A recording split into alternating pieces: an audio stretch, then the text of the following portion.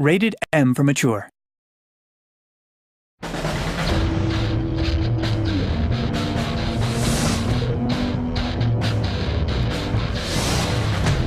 So I'm here with an extremely special guest, someone who I'm a huge fan of, Terry McGovern, who plays Larry in the Walking Dead game. And Terry, I'm so excited to have you here today. Nice to meet you, you son of a bitch. How are you? I'm great. Wow.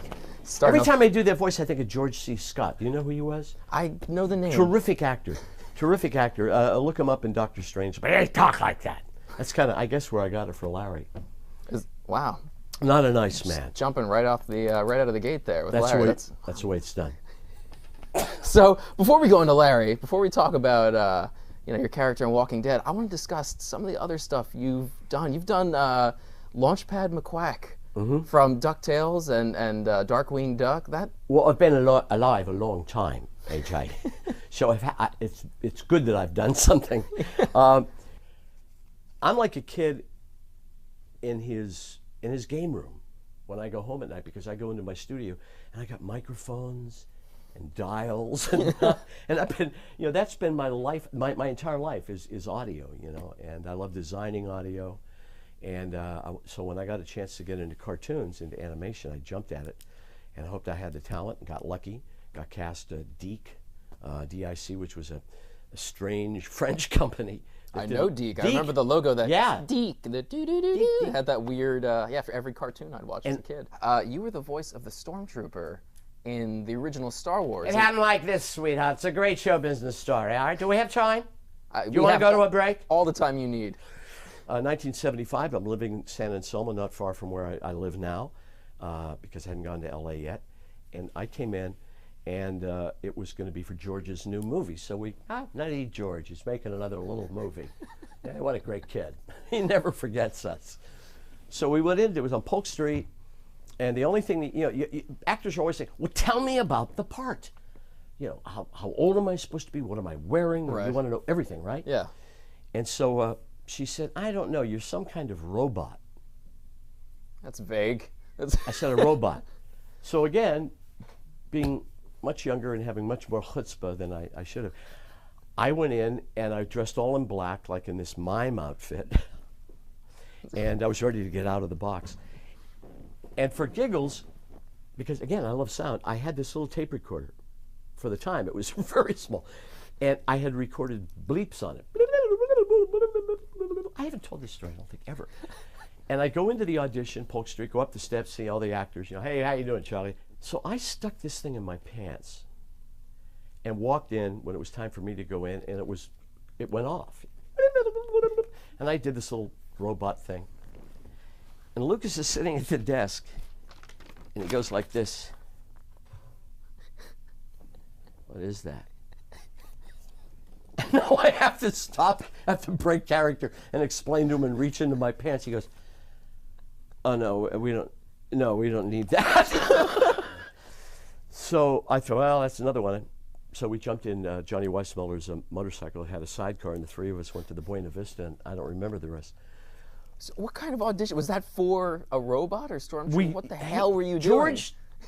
George is a genius. He's a great man, but he doesn't speak. He brought me into his house one night. I only lived 5 minutes away.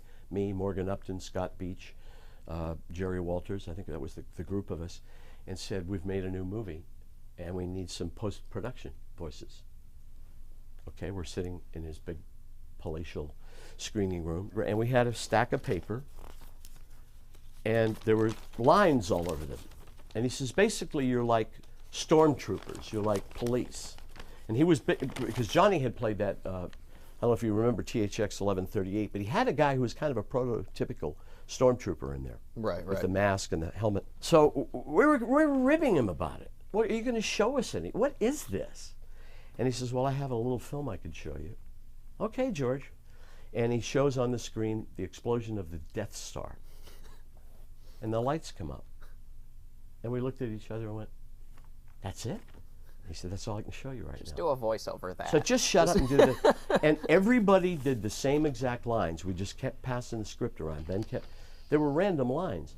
And for some reason or other, they took my track, to be with Alec Guinness in the scene at the cantina. And I saw it 2 years later at a theater in Los Angeles. I mean, I almost lost my mind. Because the guys I'm with have no, I said, I think I have a little voice thing in this. And we were all through it, all four of us, you know, all the good guys. Right. Who can ever forget Blast Them? Remember that? Yeah. That's you? Yeah. I may need a new pair of pants after that. Back to the Future. Back to the Future. So you were involved. I was in the original, I was in the film. Right. And the film was shot, I guess, 84, and I got a part to play one of the parents. I can't remember whose father I was, but a number of us 35, 40-year-old guys and women were hired to be the parents in the film.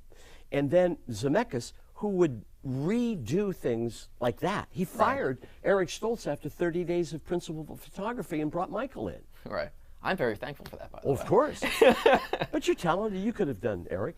So I did my 2 or 3 days on the show, and my agent goes, you're on the cutting room floor. Zemeckis went a whole different way. He had the actors themselves play the adults in prosthetics, but you still get paid. And they put me in the 25th anniversary, my little scene with Michael and Crispin Glover.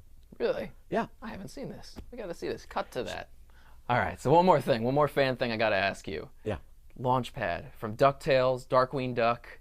Huge fan. That was something I grew up with, and like Launchpad was, essentially the badass of those cartoons. It destroyed a lot of your generation. He did. Launchpad single-handedly. Yeah. No, I mean, that was a very wholesome show. That was pure Disney. I had one line to read, and I had to drive halfway across the world to read this one line, and I was so frustrated, and I looked and I saw a big stack of scripts from Disney, and it was like, unclean, stay away. If you're not on this list, you can't look at these scripts. So I had this old VHF telephone. I went out to my car and I called my agent and I said, listen to me. I said, if you don't because I saw the Launchpad description and I knew I could nail it. Right. And I said, if you don't get me in for this, I'll hold my breath, or made some idle threat. And he said, all right, relax. And he called Bob Lloyd, who owned VoiceCaster, and said, let this guy get in. He'll get in and get out and won't give you any trouble. So they let me in and do it, and I got it. And this is the insanity of doing voice work. Because they get a voice print in their head, the creator, and if they're good, they do. And they know exactly what it is they want, and they have it down to a gradation. So when you make the final cut, when you do get cast, you've gone through a very bizarre screening process in this guy's head, or in a committee's head, because they all kind of know what they want. And here he goes, cheap plug, brown nose. Telltale's got that. Telltale's got that with the professionalism of the writers, the designers. As an actor, I really appreciate the written material. Larry's a great character. I mean, he's not... Larry's very misunderstood. He's well-loved. Everyone loves Larry. Well, he's writing a book. Larry's writing a book? A memoir from My Life from as the beyond. Larry. My Life as Larry. My Life as Larry. Only 14% of your people tried to kill me, AJ. You know the stats? 14%. Only 4. Yeah, I was going to say, let's see, boy. So why the hell did you kill me? Why'd you let me die? I didn't kill you. I personally You know who didn't I'm kill talking you. to. Mr. Head Game Designer, Mr. Lead. I can't come back. I'm dead. But it was kind of interesting. My character didn't die of the bite. I died of... You died of salt. I died of... A brick of salt. A brick of salt. How did you No, feel I died. watching... I had a heart attack. Was Well, it? Well, that's one of the I don't know. That was my thing. When I was playing through it, I was like, I could bring him back. I think I could revive him. I think he's still alive. So I was not willing to just, throw a brick at your head. But, You have a place in the will, AJ. Thank you for at least trying. Got it. So how did you approach playing Larry? What was your mindset behind Larry? But it was based just on what the creators said in the script. They give us he's middle-aged, he's insane, he's whatever. He's cranky. They didn't mention how big my nose was going to be. That is Would that have changed What a your hooter. performance? You see that nose on Larry? That's some kind of hooter. A big jaw. But he was just a nasty guy. And also, actors love to swear, because we don't really get a chance in television, although that's changing with cable. Right. But to be able to say, "You asshole! Oh, you sons of bitches!" It was just great. First of all, it sounded like my family, And it was, I know, there's something endearing about it. You know, as I said, only 14% of the people try to kill him.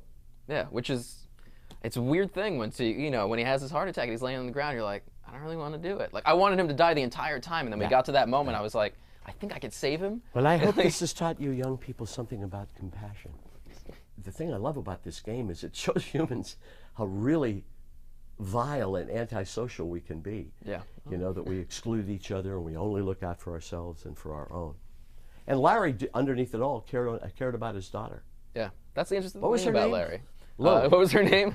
Hey, What is wait. my kid's name? Lily, I think. Yeah. And I don't give a shit about what happens to you. But if anything happens to my daughter or that little girl you've got with you, you watch your ass. So he had some soul. He had some compassion, but he was not a pleasant man. No, not a pleasant man. Please Well, pick up my book. that's all right. Robert is- Kirkman is an alias. Oh, for this you. isn't my book. What is this Walking Dead? I did play the game. You know you were in a game, right? No, but I never played a game. And I got to sit with all the voice actors at Dennis's house for the party. Right. And we all got to kind of kill our characters, which was, it was fabulous. And we all had the controller, and it turned out that only 2 of all the voice actors there had ever played a game before. They were as lost as I was. Wow, really? But now I know why you guys are hooked on it. It's fun. Yeah, really especially is. killing Larry. I didn't do it. I didn't do it. There's only 14%. We'll find it. Yeah, we'll find the 14%. You're a very talented man. So are you. You're much more talented. Thank No. you so much for We're all on talking to our me own today. curve. Wherever we are, that's where we are. That's right. That's Keep going, kiddo. you too.